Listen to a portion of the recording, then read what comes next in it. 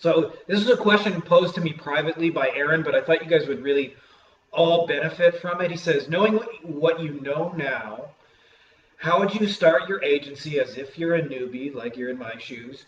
What niche, what service, what pricing, the low hanging fruit with your 1 to 3 sentence first date offer? What would you avoid? What would be your business plan? Looking for a model to model.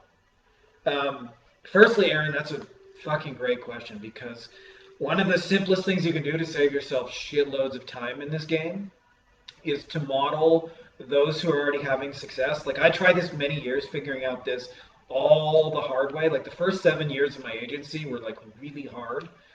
And the biggest reason was because I was trying to figure out everything brand new. And partly because there wasn't really an online marketing agency world like there is now, but partly because I was just stupid. And so your question is a good one. Now, let me answer those one by one because there's a few things. Now, knowing what you know now, how would you start your agency as if you're a newbie in my shoes? You know, Aaron, actually, I probably restart my agency like every 3 to 4 years. Knowing what I know, I realize that there's better ways of doing it. And so I'm actually doing two different agencies right now. I don't normally necessarily talk about my whole business a lot because I don't like to brag about money and the screenshots. I'm not one of those dudes. Um, but let me tell you something. So one of the things that I'm doing right now is called a Beyond agency, and it's where I basically help them multiply their back end. And I've reached a point now where I'm going after the people who most inspire me. So like I've got a short list of people that I'm sending direct mail to, recruiting in this agency. And most people don't realize this, but you can go from like with a Beyond agency, you can go from like zero to like 30K, 40K a month, sometimes with just one client, 20K, 10K, 4K, 4D. Um, because you get to share the profits. And I learned this the hard way. So I remember actually the first time I actually had a really big client success, it was a plastic surgeon in Dallas. And I remember him asking me to call him. And I was kind of intimidated. I said, thank you. And said, hey, thank you for taking some time speaking to little old me. And he said to me, are you kidding me? You're more important than my office manager. Whatever you're doing in Google has tripled our practice. They call every day and say, we found you in the Google.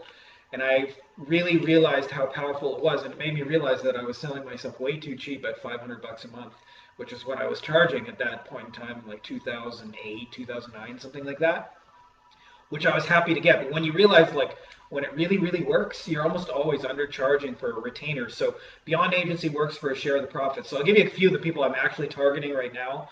I've written some letters to Robert Kiyosaki. I don't know if you guys know the Rich Dad, Poor Dad guy.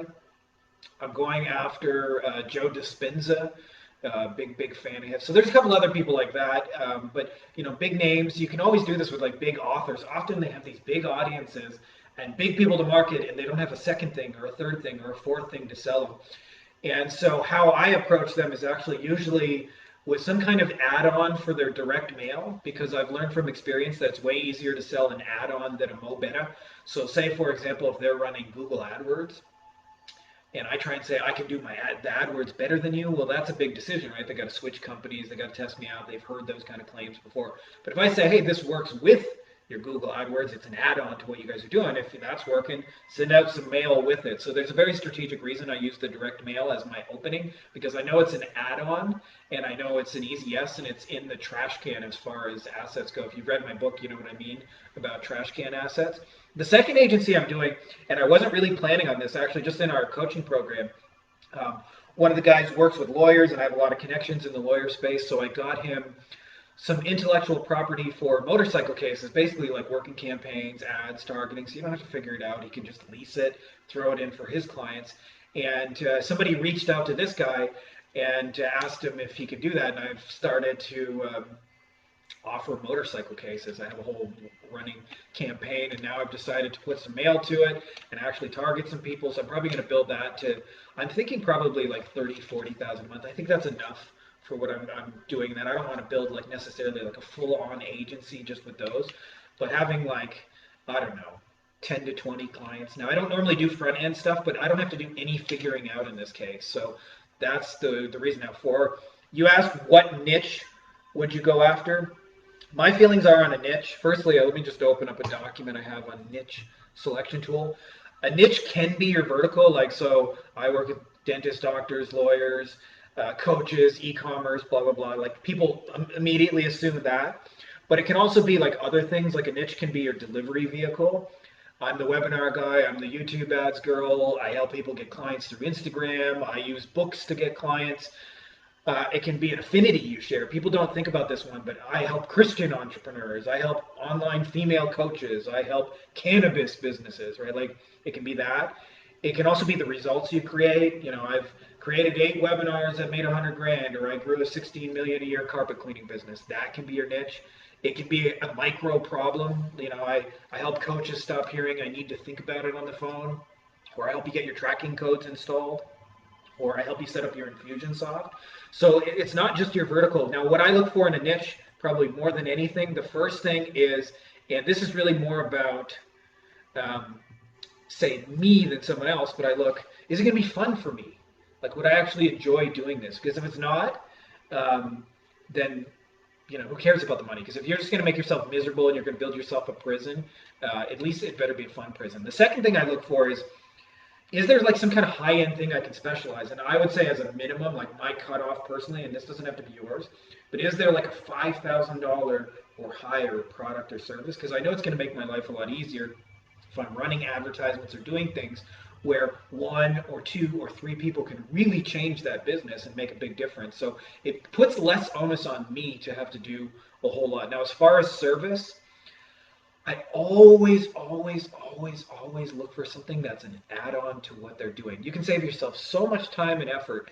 If like, I see a lot of people take a course to say learn Google AdWords or learn Facebook ads, and I'm not saying you shouldn't learn those things, but what ends up happening is they already have a Facebook ads person. They already have an AdWords person. If they've been doing this long enough, and so you got to convince them to change companies and do what I call a mo beta offer, which is a big, big decision. As where if you can provide some kind of add-on to those things, like a direct mail, hey, you're not even doing anything with your direct mail. I bet you it'll work even better with your Google AdWords.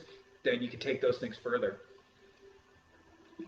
As far as what pricing, I'd say typical is anywhere from like 1,000 to 3,000 a month, but your pricing is based on really more than anything what value you bring to the table, which is why I say the niche selection is so important. So in the one front end agency I am doing, we're specializing in motorcycle cases. The reason I do that is because they're anywhere from $25,000 to $80,000 a piece.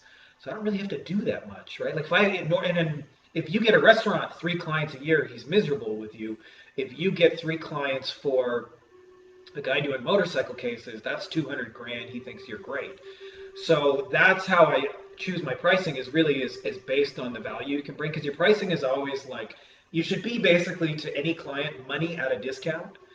And if you can do that, you can charge as much as you want. So when you want to get clients who are like $30,000, $40,000, I go there on the Beyond agency by doing it with clients who are basically have big followings, have big buyers list, and have run out of things to sell them and don't know where to go next. So you mentioned what's the low-hanging fruit with my 1 to 3 sentence first date. The direct mail is really it. That is my general way to go in, because I know that they're 9 times out of 10 not doing anything with it, and I know it's an add-on, and I know it's in the trash can. So that's how I almost always lead. It's not the only way to do it. The principle, like I said, is that it's an add-on and it's not something they're doing already, and it's a small decision and it works with what they're doing. Now here's a big one. What would I avoid? Anything Me Too. Facebook ads like everybody else, AdWords like everybody else, SEO like everybody else. Like I wouldn't touch those with a 100-foot pole. You have so much competition. You have so much Me Too. Even if you offer those things, I would offer them as a second or a third thing. Because if you don't have a niche within those, you're going to have a really, really hard time selling it. What would be my business plan? Now, I think about this differently than most, so I'm thinking about it like kind of 3 steps ahead. So one of the things I'm thinking about, obviously, is how do I get the clients, but then I'm also thinking as I do it, how do I systematize it? So I'll often make a video of how I send the mail campaigns and what I do, so that when I bring in virtual assistants, which I haven't done yet in this particular agency, but when I do, I have everything in place. It's all set up to go. It's easy. And then I'm also thinking about how do I measure it and track it in performance, so that when I bring in a manager, we can like do that. So I'm thinking like 3 levels deep. In the beginning, you just want to think about getting somebody. You just want to get in front of people and make an offer. Everything else is totally unnecessary. Building a website, unnecessary. SEO, blogging, content, unnecessary. Take your offer, put it in 1 to 3 sentences, and put it in front of people. Everything else is secondary. So that's the closest I can give you for a model to model is I'm doing those two things is the agency where I work for a percentage of revenues all on their back end, so I help them multiply their customers, or I only do front end stuff if it's an add-on and if I already have something that's working that I don't have to reinvent. So that's what's working there. So long-winded answer, but I know that a lot of people will benefit from that.